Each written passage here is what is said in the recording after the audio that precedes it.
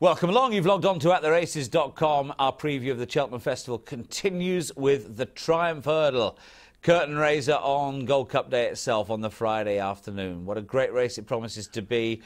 2 miles and a furlong. I wonder if anybody can match the unbelievable performance of our Connor in this race 12 months ago.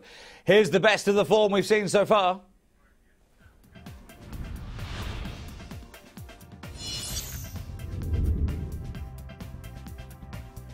To reach for that flight, but he now has reclaimed the lead on the run into the dip with one more flight of hurdles to take. La Rochère has the lead now for Richard Johnson and now goes to a lead of 2 lengths over Kentucky Hayden in second, and in third is Violet Dancer. The final flight in the finale. The leader, La Rochère, out in front now by a length and a half. Kentucky Hayden is trying to rally in the centre of the course. La Rochère is out in front and will give trainer Nick Williams his second win in the finale. It was La Rochère who won.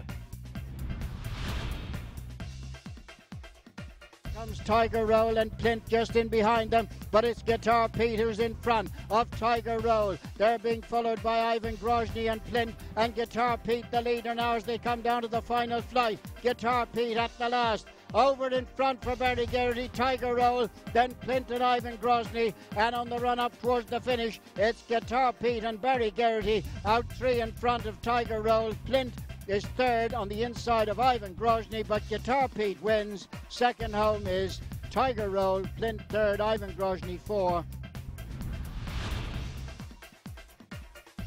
Over 2 lengths clear from Broughton. Royal Irish Hussar back in third, and well held. Fox Norton at the last, quickly to the other side. Broughton a bit untidy. Cano Regan galvanising for another crack at Fox Norton, who's keeping on dually in front. Broughton, though, got a bit of flat speed now, but need to cut back the deficit. Fox Norton being reeled back by Broughton. Cano Regan conjure this up out the fire. Fox Norton, though, driven hard by Feely, staying on gamely. Broughton with a thrust near the line. Fox Norton and Broughton in an absolute thriller.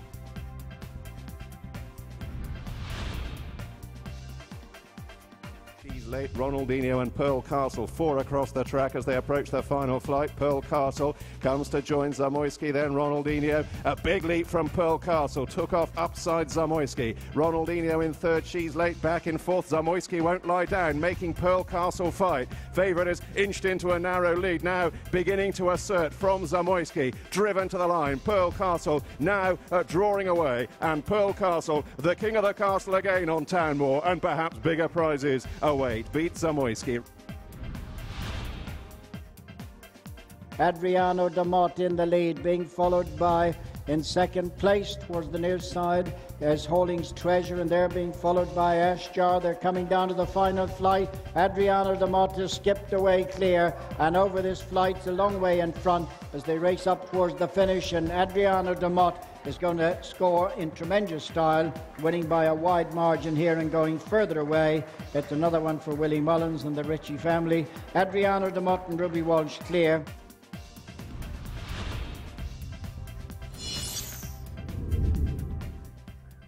So, as you'd imagine, the betting looking wide open for the Triumph Hurdle. I wonder which of the youngsters has really impressed Dan Barber from Timeform so far this year. La Rochère put himself right to the top of the market with his win at Cheltenham. Dan, he had really grounded out as well as we saw at Chepstow. Yeah, he's a real battler, and he's a classic Nick Williams slow burner to many senses. He's also didn't race on the flat, so he has that edge in terms of there should be more scope for improvement, and he really came of age that day at Cheltenham. I thought he was impressive here too, and as you say, he showed a really good response to pressure and also showed plenty of stamina. But I thought at Cheltenham, notwithstanding it was testing ground, he showed a slightly different side to him as well, because he travelled through that race really strongly and took the measure of the highly touted Nicholls favourite in that Vincenzo Mio and absolutely pulverised them. I was there that day, was really impressed with how he came up the running too,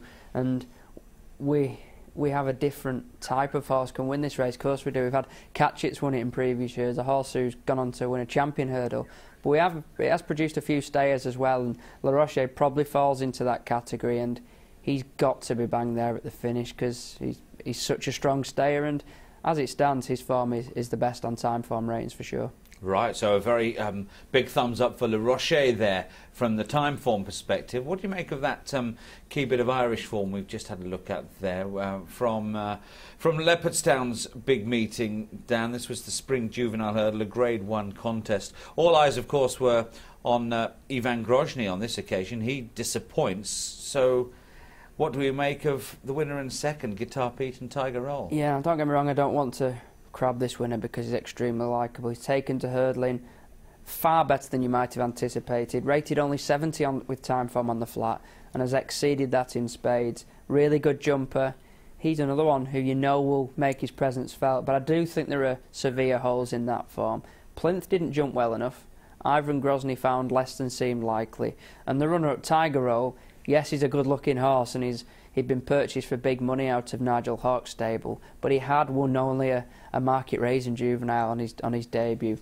Like Le Rocher, Tiger Roll, I suppose you look at him and say, well, there should be a lot more to come because he didn't have a flat career, but I'm left with a rather sour taste in my mouth over that form. I think it fell to pieces slightly, and cast your mind back on his previous start, two starts previous, and Guitar Pete couldn't lay a glove on Royal Irish Hussar at Cheltenham, which is obviously another key piece of form. Yeah, well, you mentioned Royal Irish Hussar. He's the next one we're going to have a look at, running so disappointingly at Doncaster when BROUGHTON finished, 16 lengths in front of him.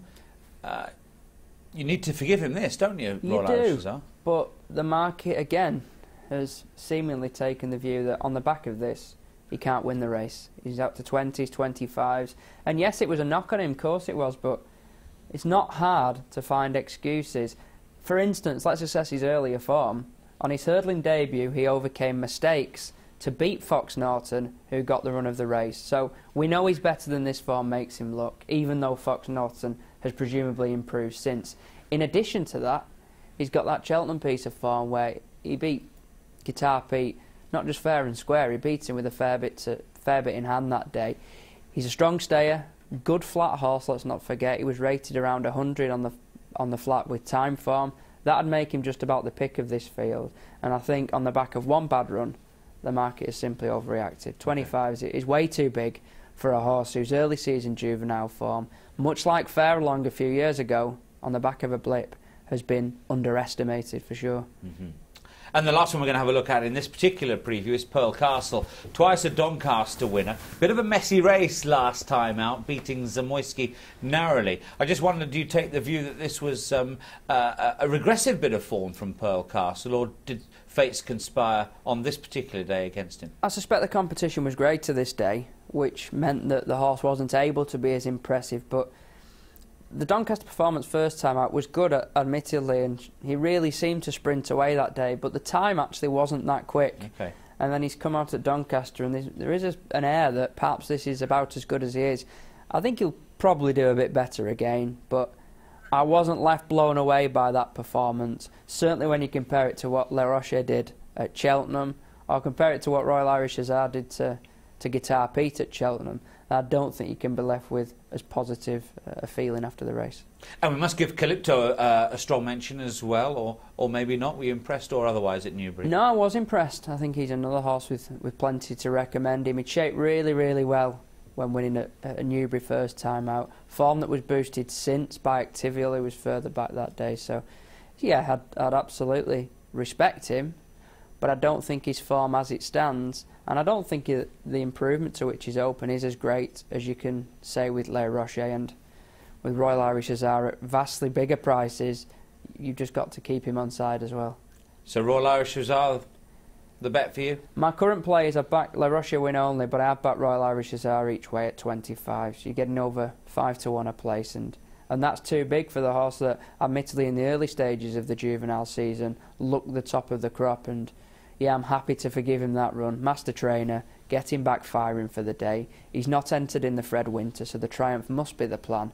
And any price above 14s, I'd be happy to take. That's Dan Barber's view then on the Triumph Hurdle, which opens the card on Gold Cup Day, the Friday afternoon. Keep it right here on AtTheRaces.com.